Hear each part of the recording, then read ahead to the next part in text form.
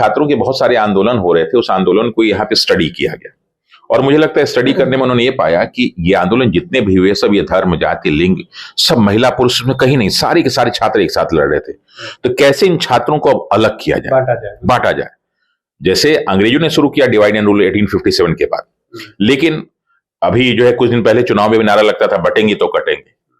तो ये बटेंगे तो कटेंगे या बांटेंगे तभी काटेंगे, ये भी इसका एक जो है बहुत बड़ा आधार हो सकता है। तो मुझे लगता है कि मेरे अपनी विचारधारा है कि छात्रों के बीच में फूट डालने के लिए, छात्रों के बीच में एक दूसरे को अलग करने के लिए, ताकि एक साथ मिलके सरकार का विरोध ना हो पाए, क्योंकि सरकार के विरोध नॉर्मली 3 स्तर पे होते हैं। एक तो विपक्ष करता है, लेकिन विपक्ष को काफी हद तक कमजोर कर दिया जा चुका है। दूसरा मीडिया करता है, लेकिन सारे मीडिया सपोर्ट नहीं कर पाते हैं, कुछ सपोर्टर हैं सरकार के, कुछ विरोधी हैं। तो तीसरा एक छात्र ही बचा जो विरोध कर सकता है। तो अब छात्र को कैसे कमजोर किया जाए, उसके लिए एक बहुत बड़ा इंस्ट्रूमेंट ये बना है, एक बहुत बड़ा ये जो है कानून बना है। और मुझे लगता है कि कहीं ना कहीं इसके पीछे हिडन एजेंडा सरकार का यही है। पनोरमा ग्रुप, जो सोचता है वो करता है, आपके अपने सपनों का आशियाना। नमस्कार, सिटी पोस्ट लाइव देख रहे हैं आप और मैं हूं आपके साथ उत्तम झा। देखिए, यूजीसी कानून में जो संशोधन किए गए हैं, इसको लेकर सर पूरे देश में जो है बवाल मचा हुआ है। अभी हमारे साथ रामांशु सर है। सर, किस तरीके से देखते हैं इस चीज को आप?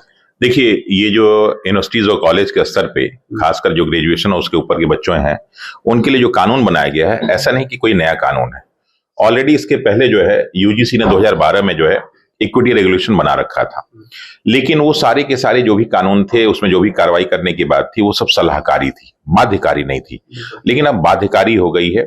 और साथ ही साथ इसमें किया क्या गया है कि पहले कुछ चीजें नहीं थी जिनको शामिल कर दिया गया है, और पहले कुछ चीजें थी जिनको हटा दिया गया।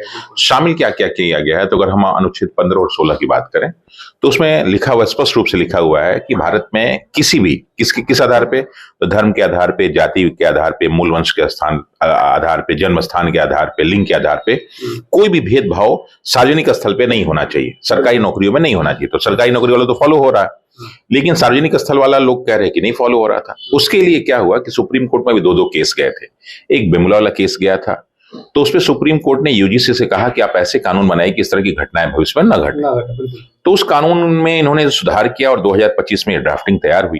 लेकिन उस ड्राफ्टिंग में 2-4 काम ऐसे किए गए जो लग गया था कि पर्टिकुलर एक वर्ग या अपर कास्ट को टारगेट किया जा रहा है। उसमें टारगेट की बात स्पेशली क्या हुई कि जो बोला गया कि इक्विटी स्क्वाड बनेगा, इक्विटी कमेटी बनेगी, और उसमें मुख्यतः जो है यही लोग शामिल होंगे, वो अपर कास्ट के बच्चे शामिल नहीं होंगे। प्लस पहले ये नियम था कि अगर कोई गलत सूचना के आधार पर कार्रवाई करना चाहता है या फिर कोई गलत जो है किसी पे आरोप लगाया और ये प्रमाणित हो जाता है कि उसने गलत बोला है, तो उसके खिलाफ भी कार्रवाई होती थी। लेकिन इसमें अब ऐसा कोई प्रावधान नहीं है।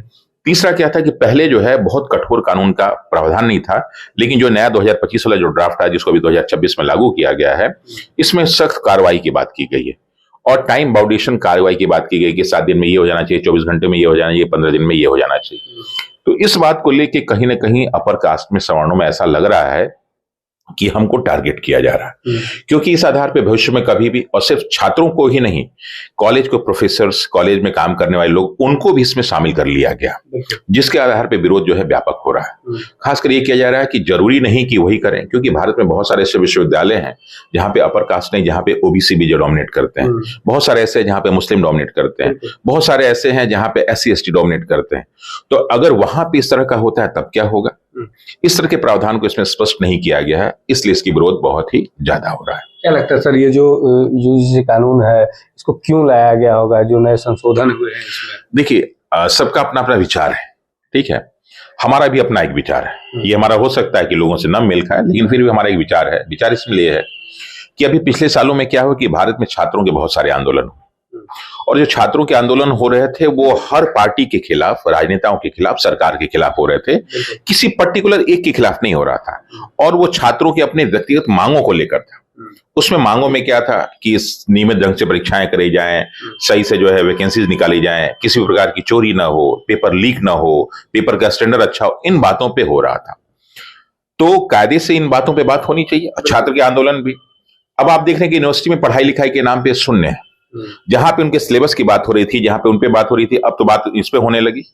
अभी तक अगर आप मेरे पास आते तो मुद्दा ये होता कि सर यूनिवर्सिटी में जो सिलेबस है, जो परीक्षाएं समय पे नहीं हो रही है, जो रिजल्ट समय पे नहीं आ रहा, उसमें क्या होना चाहिए। लेकिन अब क्या बात होने लगी, अब ये नई नई बातें होने लगी। तो ये जो छात्रों के बहुत सारे आंदोलन हो रहे थे, उस आंदोलन को यहाँ पे स्टडी किया गया और मुझे लगता है स्टडी करने में उन्होंने ये पाया कि ये आंदोलन जितने भी हुए सब ये धर्म, जाति, लिंग, सब महिला पुरुष में कहीं नहीं, सारे के सारे छात्र एक साथ लड़ रहे थे। तो कैसे इन छात्रों को अब अलग किया जाए, बांटा जाए। जैसे अंग्रेजों ने शुरू किया डिवाइड एंड रूल 1857 के बाद, लेकिन अभी जो है कुछ दिन पहले चुनाव में भी नारा लगता था बटेंगे तो कटेंगे। तो ये बटेंगे तो कटेंगे या बांटेंगे तभी काटेंगे, ये भी इसका एक जो है बहुत बड़ा आधार हो सकता है। तो मुझे लगता है, मेरे अपनी विचारधारा है कि छात्रों के बीच में फूट डालने के लिए, छात्रों के बीच में एक दूसरे को अलग करने के लिए, ताकि एक साथ मिलके सरकार का विरोध ना हो पाए, क्योंकि सरकार के विरोध नॉर्मली 3 स्तर पे होते हैं। एक तो विपक्ष करता है, लेकिन विपक्ष को काफी हद तक कमजोर कर दिया जा चुका है। दूसरा मीडिया करता है, लेकिन सारे मीडिया सपोर्ट नहीं कर पाते हैं, कुछ सपोर्टर हैं सरकार के, कुछ विरोधी हैं। तो तीसरा एक छात्र ही बचा जो विरोध कर सकता है। तो अब छात्र को कैसे कमजोर किया जाए, उसके लिए एक बहुत बड़ा इंस्ट्रूमेंट ये बना है, एक बहुत बड़ा ये जो है कानून बना है। और मुझे लगता है कि कहीं ना कहीं इसके पीछे हिडन एजेंडा सरकार का यही है, जेनजी से, ताकि जेनजी का आंदोलन भविष्य में कोई सरकार को हिलाए ना, डगमगाए ना, और अपनी मांगों के लिए छात्र सड़क पर ना आए। रामांशु सर इसका समर्थन कर रहे हैं कि विरोध कर रहे हैं? देखिए, जब भी कोई चीज इक्विटी के लिए हो रहा है, अगर इक्विटी स्क्वाड है तो उसमें सब लोग होने चाहिए। समानता के आधार पे कोई काम हो तो हम सपोर्टर हैं, लेकिन किसी को टारगेट किया जाए, चाहे कोई जाति, कोई वर्ग, कोई धर्म, कोई हो, तो हम उसके विरोधी हैं। तो इसमें जो 2-4 कानून बनाए गए हैं, जिसमें पर्टिकुलर सबको शामिल न करना, अगर कोई झूठा भी केस करता है या झूठी बातें कहता है तो उसको जो है दंडात्मक कार्रवाई न करना, इन सब का मैं विरोध करता हूं। कानून को अगर देखा जाए तो नाम के आधार पर मैं उसका सपोर्ट कर सकता हूं, लेकिन इसके जो बहुत सारे गलत प्रावधान है उसका मैं सख्त विरोध करता हूं।